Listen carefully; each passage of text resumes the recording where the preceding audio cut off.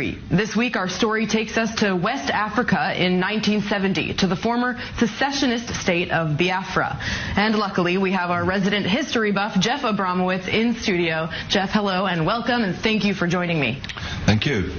I'd like to start by quoting the Bible, which is not something I do often or even at all for that matter, from the book of Ecclesiastes. That which has been shall be. That which has been done shall be done. There is nothing new under the sun. So how does that connect to Biafra? Because we are talking about a civil war, the Nigerian Civil War, which was one of the world's great humanitarian crises of its time. Still resonates in Africa. It was a war when the eastern part of Nigeria, which was mainly Christian, dominated by the Igbo tribe, broke away from Muslim-dominated West Nigeria, its own state Biafra, fought a brutal, bitter war, held out for 3 years, but then was starved into submission.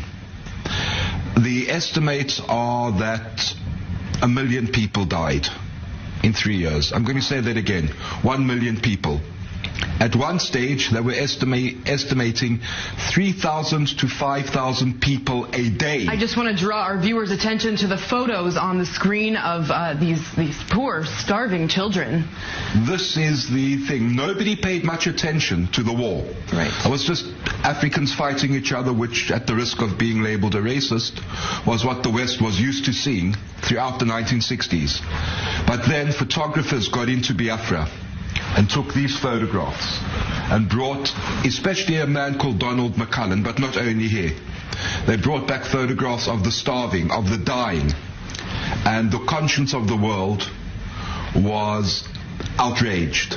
Now, Nigeria put a blockade on Biafra, total blockade. They were helped by Russia and a Western state I won't mention, but I will say that the British cabinet papers of the time make very interesting reading. No medicine or food could get into Biafra. People starved. There were relief flights coming in, but not enough to keep them alive. There were missionaries in Biafra who did amazing work. I think it was the Irish Holy Ghost Order. If I get the name wrong, I apologize. I'm not that clued up on Irish Catholic orders. That's all right. But they did amazing work.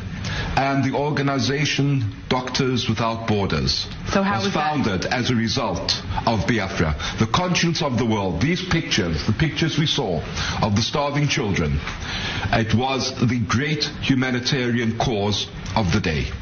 And now pictures like these are used all around the world to try to convince people to donate money to Africa. And right. This is the beginning Biafra's of that. Luck or bad luck was that there weren't a bunch of egomaniacal pop stars to sing a song about them.